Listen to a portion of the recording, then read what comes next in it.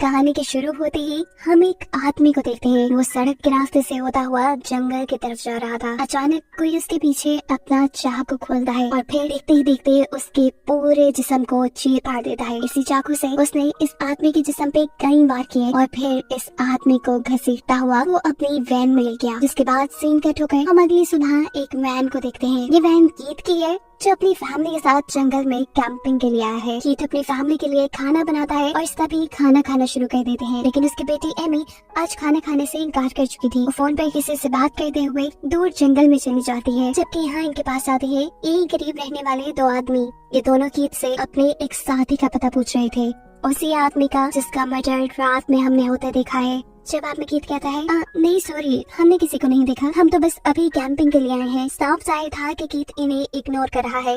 लेकिन तभी कीथ का बेटा आकर इन दोनों को दे देता है चॉकलेट्स। ये दोनों ही वो चॉकलेट रख लेते हैं और इतनी देर में कीथ की बेटी एमी भी यहाँ जाती है। कीथ एमी से कहता है जाओ जाकर वैन में बैठो। अब एमी को देखते ही ये दोनों लड़के कीथ से कहते हैं क्यों ना हम आपकी वैन को देख लें, हमें शक है कि हमारा साथी आपकी वैन में होगा। कीथ बड़े ही आराम से ये सिचुएशन हैंडल करता है और उन दोनों आदमी से कहता है माफ करना लेकिन अभी हम जरा जल्दी में हैं। ये सुनकर वो दोनों आदमी चुपचाप अपनी गाड़ी में बैठकर चले जाते हैं और ये लोग भी जल्दी जल्दी अपना सामान पैक करके अपने घर की तरफ निकल जाते हैं। अभी वो आधे रास्ते में ही पहुंचे थे कि सामने उन्हें दोबारा वही दोनों आदमी मिल जाते हैं। ये दोनों अपनी कार ठीक कर रहे थे और इस टाइम एक आदमी के हाथ में गन भी थी। जिसे देखते ही कीथ की वाइफ डर जाती है। वो उससे कहती है कि तुम अपनी वैन को पीछे ले लो। लेकिन कीथ इस वैन को पीछे लेने के बजाय आगे बढ़ जाता है। अब ये दोनों आदमी कीथ के पास आते हैं और उनसे कहते हैं हमारी वैन खराब हो गई है, हो सके तो हमें लिफ्ट दे दो, वैसे भी आप लोग हमारे टाउन से गुजर के जाएंगे। कीथ का डरा सहमा चेहरा देखकर ये आदमी समझ गया कि ये लोग उसके शॉटगन से डर रहे हैं। इसीलिए वो कहता है हम दोनों को ना सही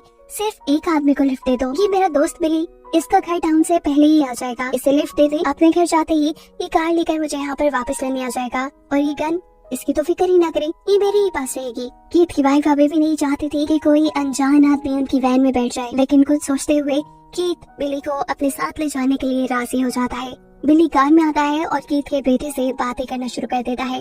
बातें करते हुए वो बताता है कि उसके घर पे उसके अंकल और उनकी दो बेटियां रहती है जो इन सब को देखते ही इनका अच्छा वेलकम करेंगी क्योंकि मेहमानों का आना उन्हें पसंद है। इस टाइम कीथ के बेटे के हाथ में एक नोट पैड था जिसे वो छीन लेता है और ये देखकर अब वो हैरान परेशान है क्योंकि ये नोट पैड है उसके उस साथी का जो रात से गुम है और हम ये बात जानते हैं कि वो मर चुका है। इससे पहले कि बिली भी ये हकीकत समझ लेता, कीथ का बेटा यहाँ पे बिना वक्सा के दो चाकू उसके कंधों में स्टैब करते हुए उसे भी मार देता है। और अब एक बड़ा ट्विस्ट कहानी में ये रिवील होता है कि जो फैमिली हमें इनोसेंट लग रही थी असल में यही एक खतरनाक सीरियल किलर्स की फैमिली है। सबके सब फैमिली में सीरियल किलर है। रात में जो आदमी मारा गया था वो भी कीथ के बेटे ने मारा था। कैंपिंग के दौरान ये जो मीट खा रहे थे ये भी उसे इंसान का था। साफ लफ्जों में ये लोग सीरियल किलर होने के साथ साथ कैनिबल्स भी है, ये नहीं इंसानों को खाने वाले इंसान भी है। पर उनका हुलिया देखते हुए कोई भी उनके ऊपर शक नहीं करता। बिली का मर्डर करने के बाद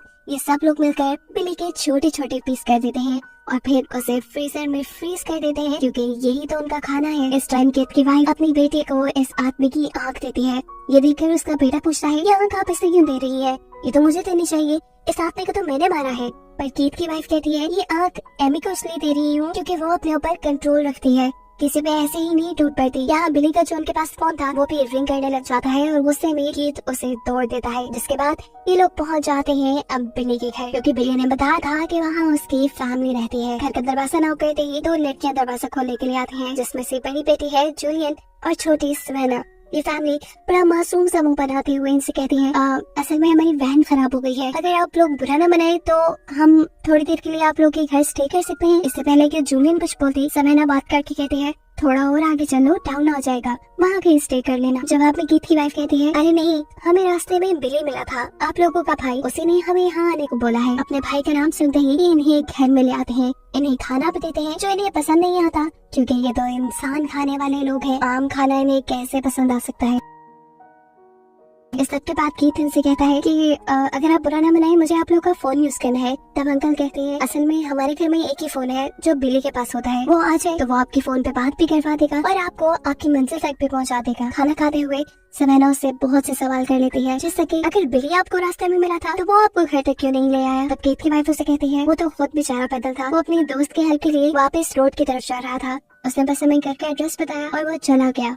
लेकिन सवेना के सवाल तो खत्म होने को ही नहीं आ रहे थे। उसके सवालों से तंग आकर ये सब अपने अपने वेपन्स निकाल लेते हैं गुस्से में सवेना को मारने के लिए। पर तभी दरवाजा नॉक होता है और यहाँ एक अच्छा खासा हड्डा कटा इंसान उनके घर पे आ जाता है, जिसे देखते ही ये चारों घबरा गए, क्योंकि ऐसे इंसान से लड़ना, उसका मुकाबला करना और उसे मारना इनके लिए हमेशा मुश्किल हो जाता है। ये जूलियन का फियांसी है। इसे देखते ही ये चारों अपने अपने वेपन्स दोबारा छुपा लेते हैं। सीन कट होकर हम बिली के दोस्त को देखते हैं, जिससे ये वहीं सड़क पे ही छोड़ा थे। वो बार बार बिली को कॉल कर रहा था, लेकिन बिली का फोन ऑफ जा रहा था। अब तो उसे घबराहट भी होने लगी थी और तभी उसके सामने आ जाता है एक पुलिस वाला।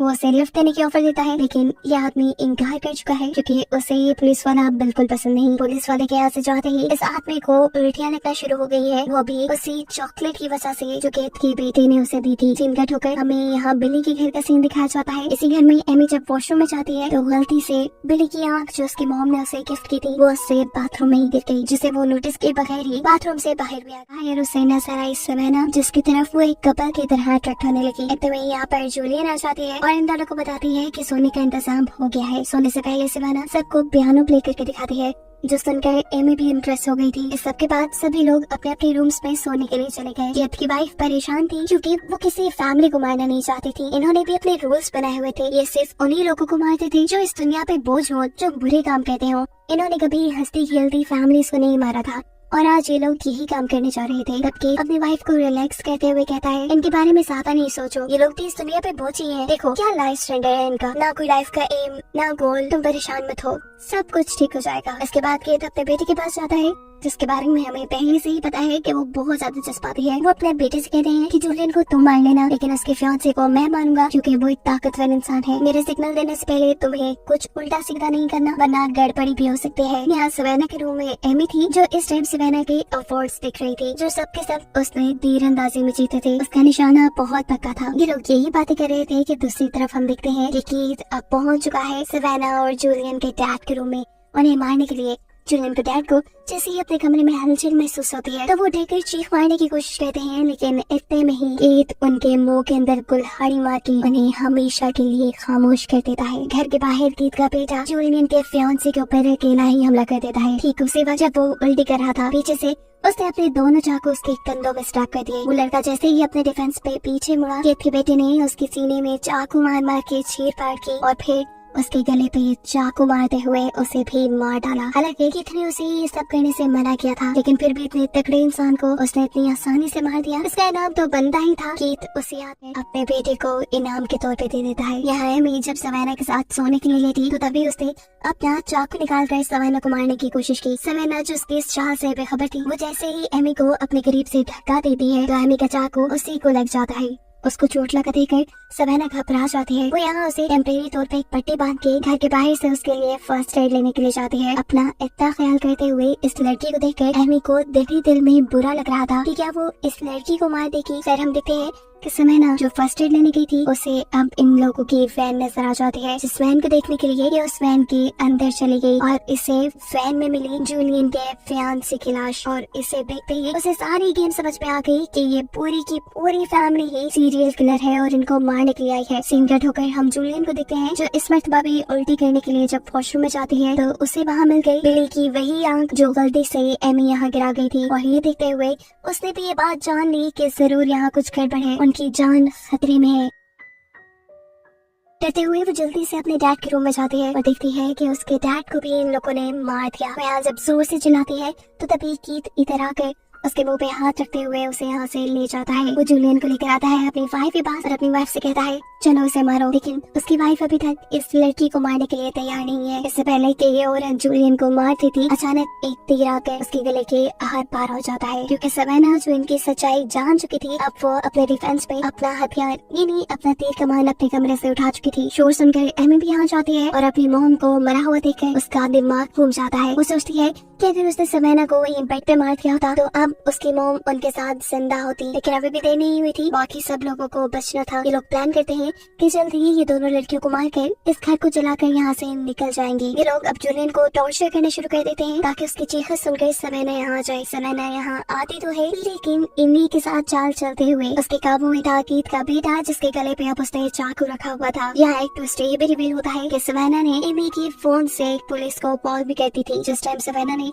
इस लड़के की गर्दन पे चाकू रखा हुआ था, ठीक उसी टाइम कीथ उसकी बहन के भी गले पे चाकू रख देता है। सवेना ये बात जानती थी कि वो एक इंसान को नहीं मार सकती, लेकिन ये लोग बहुत जालिम है। ये लोग उसकी बहन को मारना थे, इसीलिए वो कीथ के बेटे को यानी इस लड़के को जिंदा छोड़ देती है। जिसके बाद इन दोनों को ये लोग एक साथ बांध देते हैं। शायद ये लोग साइकोपैथ भी थे, इन्हें अब इन लड़कियों को टॉर्चर करना था, इसलिए कीथ अब जूलियन के फियांसे की जुबान को फ्राई करके लेके आता है और इन दोनों को टॉर्चर करके ये खाने को कहता है। जूलियन जब ये खाने से मना करती है तो कीथ उसका अंगूठा ही काट कर चूसने लग जाता है। और जब वो आया सवेना के पास और उसने सवेना को ये खाने को बोला, तो सवेना उसे डिस्ट्रैक्ट करने के लिए ये बता देती है कि तुम्हारी बेटी लड़कियों में इंटरेस्टेड है, और ये बात शायद तुम नहीं जानते। ये सुनते ही कीथ पागल हो जाता है और अपनी बेटी से ही लड़ने लग जाता है। इस तरह सवेना को कुछ टाइम मिल गया अपने आप को बचाने का। फ्री होते ही उसने मौका पाते ही यहाँ से फॉग उठाया और कीथ की आंख में घुसा दिया। कीथ सच में एक साइकोपैथ अजीब आदमी था। आंख में फॉग लगने से कितना दर्द होता है, लेकिन वो यहाँ बेदर्दी से इसी फॉग से लगी अपनी आंख बाहर निकाल कर खुद ही खा जाता है। इनकी इसी लड़ाई के दौरान यहाँ पर आ जाता है बिली का वो दोस्त जिसे ये लोग सुबह रोड पे छोड़ाए थे। उसे पता चल गया था कि जरूर कुछ गड़बड़ है। यही चेक करने के लिए तो वो बिली के घर आया था और यहाँ ये सब माहौल देखकर वो अब कीथ से लड़ने लग गया। दूसरी तरफ हम देखते हैं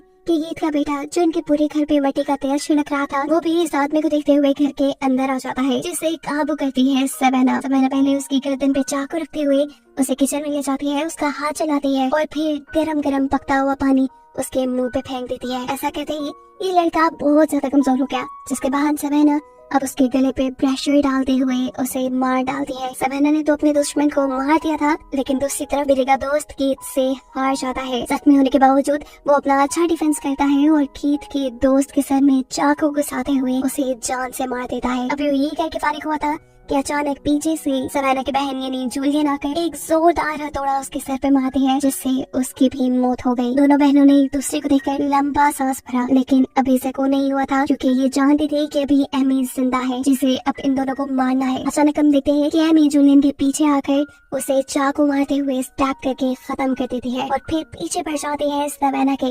अभी जान बचाने के लिए अपनी तीर कमान से सवेना उसके ऊपर हमला करने वाली थी, जिससे बचने के लिए एमी घर से बाहर भागती है। हम देखते हैं कि बाहर पुलिस भी आ चुकी थी। पुलिस को असल में कॉल तो सवेना ने की थी, पर एमी के नंबर से। यहाँ पुलिस भी सारा माहौल देखकर धोखा खा गई। उन्होंने एमी की फैमिली को इनोसेंट समझ लिया, जबकि इन गाँव वालों पुलिस को यहाँ एमी की जान बचाना ठीक लगता है और इसी के चलते वो सवेना को गोली मार के यही खत्म कर देते हैं। उसने अपने हेडक्वार्टर में भी यही इन्फॉर्म किया था कि गांव वालों ने मासूम टूरिस्ट की फैमिली को मार डाला। अभी वो रिपोर्ट दे ही रहा था कि अचानक एमी उसके पीछे आती है और उसे भी मार डालती है, जिसके बाद अब वो बिल्कुल फ्री थी। बेशक उसकी फैमिली मर गई थी, लेकिन वो जिंदा थी। क्या वो अपने खिलाफ सारे सबूत मिटाने के लिए इस पूरे घर को आग लगाकर अपनी फैमिली वैन लेकर निकल जाती है, जिसे दिखाते हुए ये कहानी यही खत्म हुई।